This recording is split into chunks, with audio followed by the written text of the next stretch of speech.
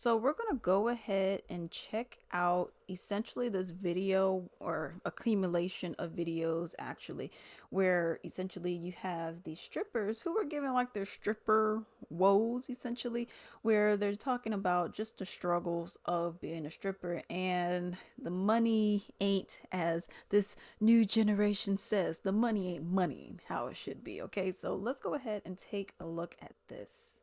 A good portion of your day is spent staring at the wall or gossiping with the other girls.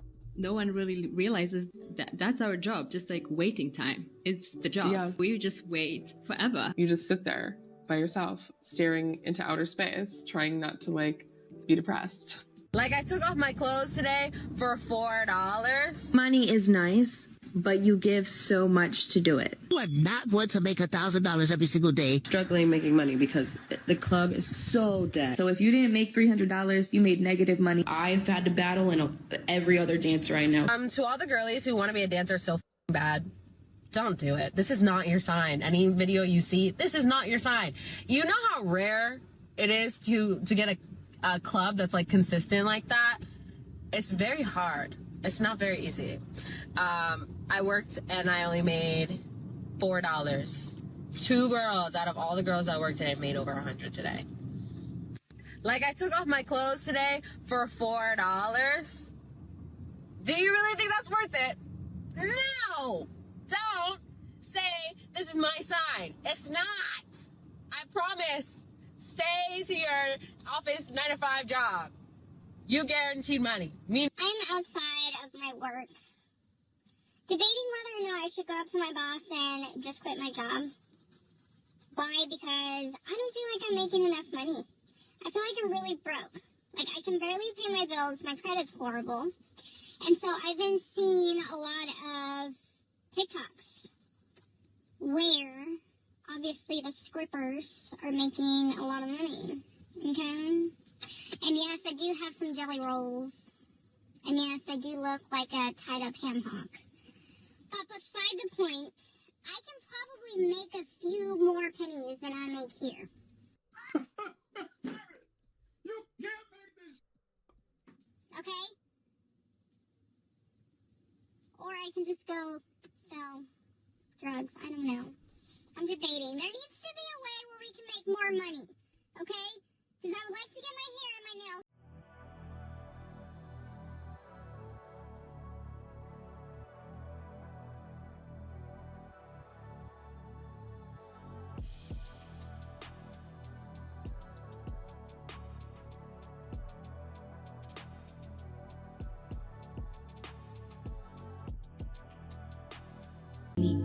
Articles as far back as 2019 I'm seeing here, with people asking, are strip clubs dying out? And with strippers talking about how nobody makes as much money as they did 5 years ago. God, I can't spend eternity here. This place. What up, y'all? So I've been getting a lot of messages from ladies saying, can you please share some more stripping videos? And one thing about it, I want to work on being more transparent and vocal about this, because I notice a lot of people get on this app and only share the glamorized aspects of being a dancer. They don't really get into it. And it can be very misleading for people who's trying to get into the industry. So I'm going to tell y'all the ugly truths of being a dancer. First things first, you are not going to make $1,000 every single day. You are not going to make a bag every single day. Please get that out of your head immediately. Exit out. It really be like that to where there'll be 70 girls in the club and only 8 customers come in throughout the entire night. It really be like that sometimes to where you have to stay down till you come up. The most I've left the club with, I've left with as much as $5,000 and I've left with as little as $13. It really be like that some nights to where you're struggling to make $100. It is what it is. Next, you are going to struggle to find, you're going to struggle to find your inner child. It's going to be very traumatic to the point where you miss who you were once upon a time. This life is very time-consuming, especially if you work the night shift. It be like that.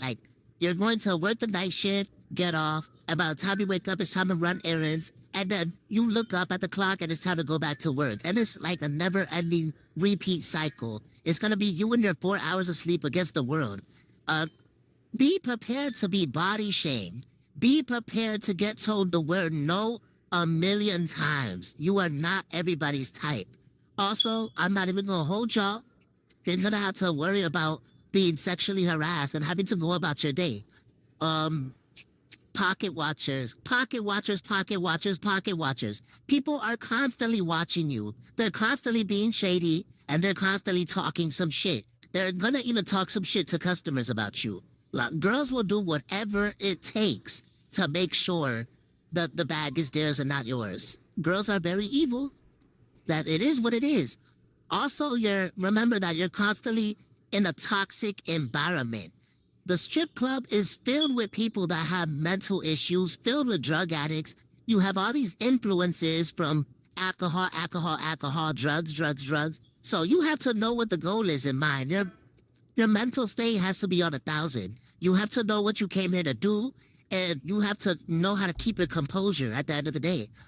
In my opinion, it's very important to have multiple streams of income, multiple different forms of hustles, because if you're only putting all your eggs into being an independent contractor, God forbid something happens to you, like a car crash or something else, you got to think about, like, how are you going to keep the money coming in? So never make dancing your only stream of income. That's another ugly truth that they don't want to talk about. It's not a career. Let me tell y'all something. These girls are glorifying being a dancer, but there are a lot of negatives to it. I was a dancer for 5 years at the age of like 17 all the way to like 23. And they have this thing in the industry called pimps. We all know them. Well, I had a gorilla pimp. That's what they call them. You have Romeo pimps, which are like the ones that kind of seduce you and love on you and act like they're your boyfriend. Then you have the gorilla pimps who just like beat your butt and like, I'm trying not to cuss, and like really hurt you and force you to do things. Well, my first situation, I was with a Romeo, and he kind of like lured me into it. Didn't even know I was in a relationship like that. And then he started bringing other women in, and I was just like, oh my God, what is this? I got out of that situation, especially because his dick was like super small, and I was like, I'm not going through all this for that little bitty dick. And it stinks. Ugh. Oh my God. I remember when he pulled it out, and I was like, I didn't even want to do anything. I was like, can she go first? And then I like act like I was asleep. It was really bad. Then the second situation. Oh God, y'all prepare yourselves for what I'm about to say. It was a gorilla pimp. This man basically was like, I have this mansion. You can come live in the mansion if you need a place to stay. I was homeless at the time. And he was like, basically, I have some girls that stay there. And mind you, I'm young. I'm only 17. I don't know what this is. You know, I'm really like, oh, it's a mansion. He's like, yeah, we'll take you shopping. We'll go get your hair done. We'll make sure your makeup is done at all times. Like, I'll take care of you, you know. That's what it was. So I was like, cool. I mean, it sounds like I'm about to be spoiled, and I'm going to be spoiled with other girls? Okay. Well, I get into this house, and, you know, he takes me shopping. He gets my hair done, all these things. I'm, like, completely made over into, like, a bad chick at the time. This was, like, years ago. He goes, you're going to work tonight, but the only thing I ask of you is just don't talk to any black guys. And I was like, okay. So I get to the club, and every black guy that's like trying to holler at me, I'm like dissing. You know, some are like pulling me, like, come talk to me. And I'm like, no. Well, I guess one of the girls that were in the house went and told him that I was talking to some black guys. This man literally beat me until I blacked out, y'all. Like, beat me. Then he puts a gun to my head, and he says, I know your dad's full name, proceeds to say his full name, and says, I will hurt him too. How dare you try me? Y'all, life flashed before my eyes. I was just like, oh my God. Oh my God. It like it's really the end. More of the story. Yes, you make money, but it comes with other things. So after hearing all of that, yeah, I learned some new things, but yes, most of that I knew already. So let's just break it down from what we heard already. So she was saying, you know, they first started out the saying, when the clubs are slow, you're gonna be doing a lot of waiting, standing around, contemplating your life's decision, like, how am I here? A lot of this actually related to your more traditional job. When I say traditional, I am just referencing like your 9 to 5 kind of positions.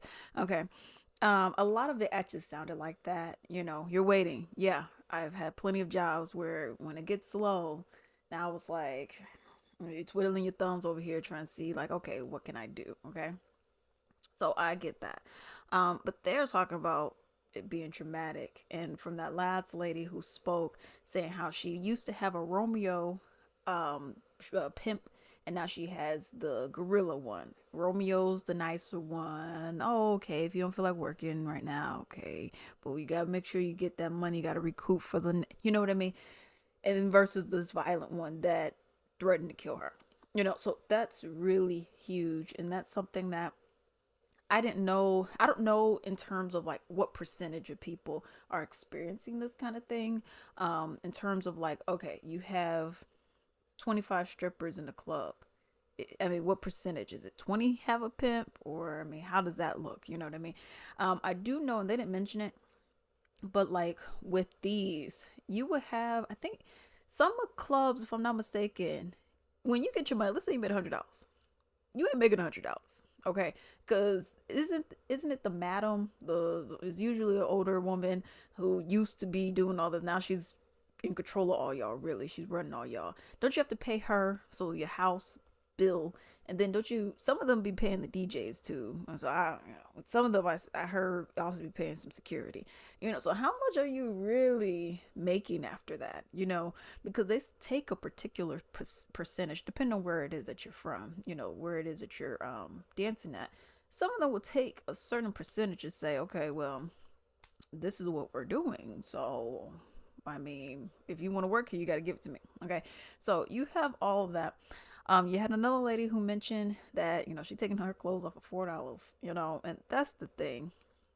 I also see this in terms of how this is dying out, because you do have a lot of women who are doing OnlyFans, whether it's feet, the whole body, not even necessarily getting nude, just maybe they're doing a little flash here and there or something, or maybe they're even, wearing like just lingerie and doing sexy, poses, stuff like that.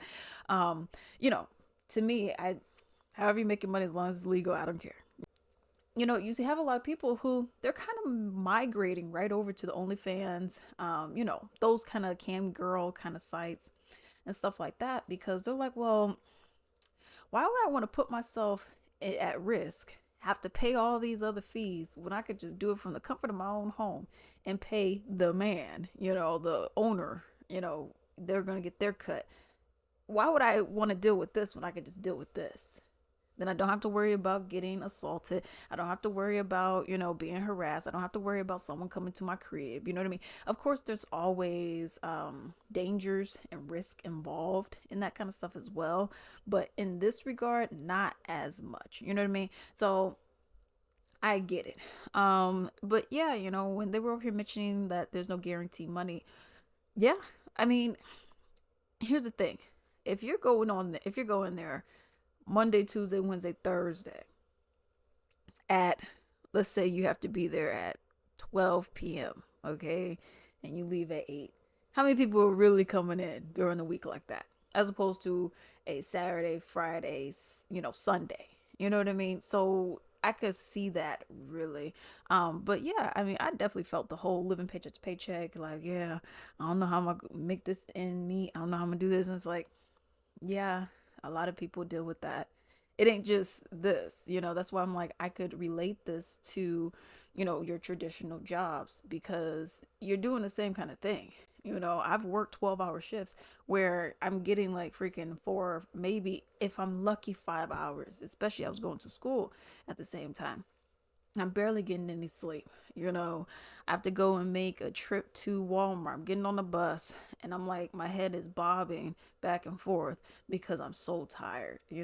I've dealt with that, not in this regard. I was working in a warehouse at the time, but still, so that's the thing with it. Now, with strip clubs dying out, like I said, you have people doing that. I wouldn't say, like some people are saying, oh, it's because people don't have money. People still are flying. People are still traveling. People are still buying clothes. People are still eating out at restaurants. So it's not that people don't have money. I think the priority just is not for this. I think it's just, hey, I'd rather do this other stuff over here, whatever. Pay, instead of me dropping in singles in a night $100, I could go, especially I could go and get an OnlyFans chick, probably pay $5 a month, see her shake it, and then I could use the rest of 95 and get myself a nice meal. You know what I mean? So I could see how people would migrate away from that in that way. It's not necessarily about money. It's just like, I see all this other stuff here. Now, if you're out here trying to get, some poon poon, which I have heard that some of them do it. I used to watch stripper vlogs, back in the day. Okay. Just because, just something to watch, really. And yeah, and some of them said like, said it without saying it, but some of them said like, yeah, if the person is willing to pay, I mean, we ain't doing it, but there's some girls out here who are doing it. Okay, let's not make it seem like that ain't happening. Okay, someone comes in, if I got $500, like a Beauty in the Black kind of thing, and it's like, well, sure, because if you need that money, you're gonna say, oh, after a while, and that's how they get you. After a while, they're gonna be like, okay, well, I got this lonely $500 over here, what you want to do.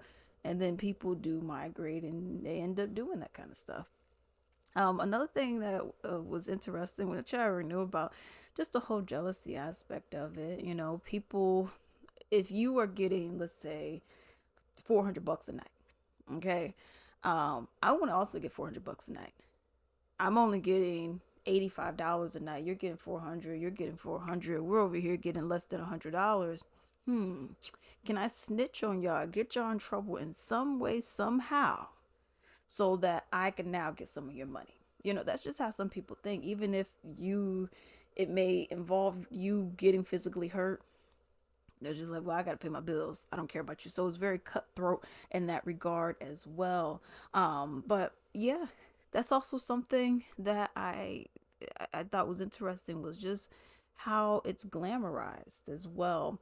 And that's the thing, when it gets glamorized, it looks like, oh man, look how much money they're making. They're making $1,000 a day. Okay, well, if I get $1,000 and I only work 3 nights, and that's 3 grand a week, 3 times 4, that's 12 grand. Okay, let me say I gotta take my fees out.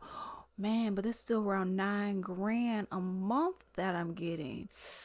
Oh man, that sounds good. But we know that's not happening. Not everyone's working that Friday, Saturday, Sunday, or Friday, Saturday, Thursday, Friday, Saturday shift. You know what I mean? And not everyone is gonna have people that come in and, just throwing the money around. Like in Atlanta strip clubs, for example. It also depends on where you are. Okay, you could be in strip clubs where you got maybe a redneck kind of population and you ain't making that kind of money. Okay.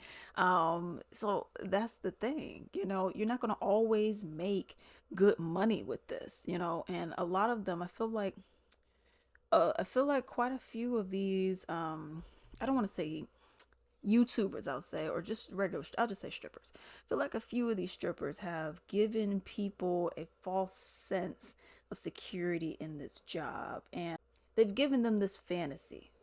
They've sold to them this dream that, hey, as long as you show up, you look good, anyone really, they like any kind of woman. As long as you show up and you look good, and you smell good, girl, put that glitter and that booty, diamond, y'all know what I'm talking about, up in there. I mean, girl, you're gonna make that money. And in all reality, that's not what's happening. I don't know if y'all seen that show, Beauty in the Black, which should be coming out, I think, March 7th now, for the 2nd season. That Tyler Perry, Netflix. I love that show. That show's great. But anyways, but what he's saying is not too far-fetched in terms of how cutthroat this industry is, where you're seeing these women, with the pimps over here, women getting beat up, the house taking a certain amount of money, you got all this debt and all this.